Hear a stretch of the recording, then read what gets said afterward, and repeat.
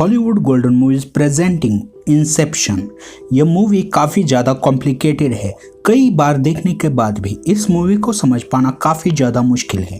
पूरी फिल्म सपनों की दुनिया पर आधारित है और इसमें यह दिखाया जाता है कि हम सपनों में क्या क्या कर सकते हैं। मूवी में दिखाया गया है कि जो भी सपनों की दुनिया में जाता है वो वहां पर कुछ भी कर सकता है। मतलब कोई भी इमारत खड़ा कर सकता है, पूरा का पूरा शहर भी बसाया जा सकता है। ये लोग सपनों की दुनिया में इतना जाते हैं कि उन्हें यह पता नहीं चलता कि वो सपनों की दुनिया में है या असल दुनिया में। तो सबके पास एक खास चीज होती है जिससे वो जान सकते हैं कि यह सपना है या नहीं। डिक्रैपियो, जिसका नाम कॉब होता है, उसके पास एक भंवरा है जो सपनों की दुनिया में कभी गिरता नहीं, चलता ही जाता है और असल दुनिया में रुक जाता है। ये सब लोग नींद में जाने के लिए कुछ दवाइयों का इस्तेमाल करते हैं। अगर सपने में किसी की मौत हो जाती है तो वो वक्त से पहले ही जाग जाएगा। डिक्रैपियो इसमें सपनों की दुनिया में जाकर लोगों के दिमाग में जो भी राज है उनको चुराता है। अगर किसी से कोई काम करवाना हो तो यह बात भी वो उस इंसान के दिमाग में डाल सकता है। उसका काम असल जिंदगी में हो जाए और उसे यह लगे कि यह बात उसके अंदर से ही आ रही थी, उसके अंतर्मन से। तो कहानी शुरू करते हैं। कहानी की शुरुआत होती है, डिक्रैपियो एक किनारे पड़ा होता है और वहां पर कुछ लोग आकर उसे एक बूढ़े आदमी के पास ले जाते हैं। तो फिर कहानी पूरी फ्लैशबैक में चली जाती है। डिक्रैपियो एक आदमी के सपनों में जाकर एक आइडिया चुराने की कोशिश कर रहा होता है, लेकिन उस आदमी को पता है कि यह सपना होता है। ज्यादातर लोगों को यह पता नहीं चलता। तो डिक्रैपियो जग जाता है और तब वो ट्रेन में होता है जहां उसके साथी भी सपनों की दुनिया में जा चुके हैं।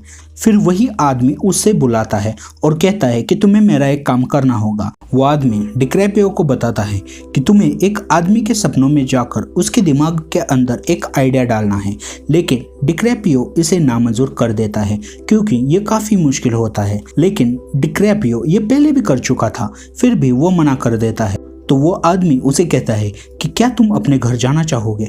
दरअसल डिक्रैपियो पर उसकी बीवी के मर्डर का इल्जाम होता है जो कि अमेरिका में हुआ था।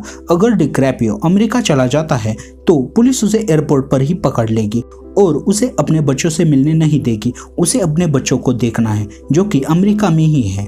डिक्रैपियो को अपने बच्चों के साथ रहना है, लेकिन वो अमेरिका नहीं जा पाता। तो वह आदमी डिक्रैपियो को कहता है, अगर तुम मेरा ये काम कर दोगे तो मैं तुम्हारे ऊपर जो भी इल्जाम है उन्हें हटा दूंगा। डिक्रैपियो कहता है कि करना क्या होगा। तब वो कहता है, तुम्हें मेरे एक बिजनेस कॉम्पिटिटर जो कि एक बूढ़ा है, उसके बेटे के दिमाग में जाकर यह आइडिया डालना है कि उसे अपने बाप की कंपनी को बिखरना है ताकि मेरी कंपनी नंबर 1 बन जाए। तो डिक्रैपियो अपना प्लान और अपनी टीम तैयार करता है। वो सपनों की दुनिया में 3 लेवल में जाएंगे। पहले लेवल से दूसरे लेवल में जाने के लिए पहले लेवल के सपने में जाकर सोना है, उसके बाद एक और सपना और उसके बाद एक और सपना। इसकी एक और खास बात है, अगर असल जिंदगी में कुछ घंटे बीत जाए तो सपनों में कई सारे दिन बीत जाएंगे। आप जितना अंदर जाओगे उतना वक्त बीता जाएगा। असल जिंदगी के 10 घंटे मतलब सपनों के पहले लेवल का 1 हफ्ता, दूसरे लेवल का 6 महीने और तीसरे लेवल के 10 साल।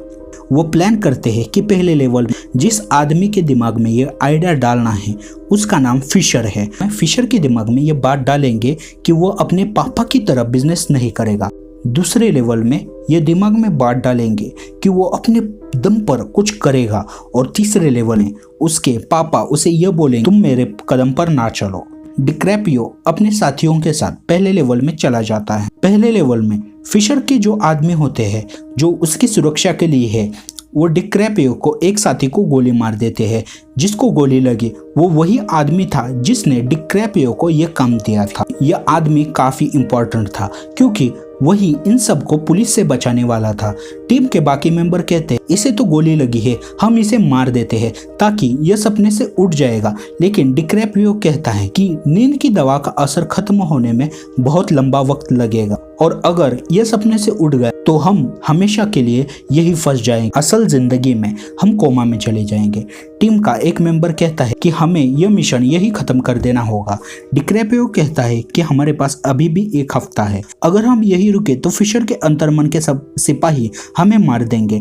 अंतर्मन यानी जैसे ये लोग सपनों की दुनिया में अंदर जा सकते हैं, आइडिया दिमाग में डाल सकते, वैसे ही कोई और भी ये कर सकता है। फिशर के पास बहुत सारा पैसा है तो उसने अपने अंतर्मन में पहले सिपाही तैनात किए हैं, क्योंकि कोई भी उसके अंतर्मन से आइडिया चुरा ना सके और कोई आइडिया डाल ना सके। तो डिकैप्रियो अपने पहले लेवल का सारा काम खत्म कर देता है और फिशर को बंदी बना लेता है और उसको एक वैन में कैद कर लेता है। बाद में सबको नींद की दवाई दे देता है और सपनों के दूसरे लेवल में जाते हैं। जब भी हम सपने में जाते हैं तो हमें सपनों की शुरुआत कभी याद नहीं रहती। तो डिकैप्रियो फिशर को ये यकीन दिलाता है कि वो उसकी मदद के लिए आया है और उसे याद करने के लिए कहता है कि तुम सपने में आए कैसे। दरअसल ये प्लान का हिस्सा ही है। अब यहाँ डिकैप्रियो फिशर को ये यकीन दिलाता है कि फिशर के पापा उसके बारे में अच्छा नहीं सोचते। वो सोचते हैं कि वो धन दौलत के काबिल नहीं है। और यहाँ पर दूसरी लेवल खत्म होती है। तीसरी लेवल, अब ये सब लोग एक बर्फीली जगह पर आते हैं जहाँ पर एक घर होता है और साथ ही में उसके चारों तरफ काफी ज्यादा सिक्योरिटी होती है। डिकैप्रियो फिशर को बताता है कि यहाँ पर ही तुम्हारे पापा है। अब डिकैप्रियो को सिग्नल मिलता है कि तीसरे लेवल में उन्हें सिर्फ 1 घंटा मिलेगा, दूसरे लेवल में 3 मिनट और पहले लेवल में कुछ सेकंड। उसके बाद एक झटका लगेगा और इसके बाद एक और ऐसे कर सारे लेवल में वो जाग जाएंगे। प्लान के मुताबिक फिशर अपने पापा के कमरे के बाहर जाता है, लेकिन वहां डिकैप्रियो की बीवी आ जाती है और फिशर को गोली मार देती है, जिसके बाद वो मर जाता है। और दूसरे लेवल में नींद का हेवी डोज होने के कारण वो कोमा में जाता है। दरअसल डिकैप्रियो की बीवी असल जिंदगी में मर गई है और वो हमेशा डिकैप्रियो के सपनों की जिंदगी में आकर उसका काम बिगाड़ देती है, क्योंकि वो उसके साथ रहना चाहती है। यह सारा खेल डिकैप्रियो के दिमाग का ही है। वही उसे सपनों में लाता है और कंट्रोल नहीं कर पाता, क्योंकि वह अपने पत्नी से बहुत प्यार करता है। अब यहाँ पर एक और प्लान बनता है। वो लोग सपनों की चौथी लेवल में जाएंगे, वहां जाकर फिशर को ढूंढकर उसे बिल्डिंग से धक्का देंगे, जिसकी वजह से वो सपनों के तीसरे लेवल में जाग जाएगा।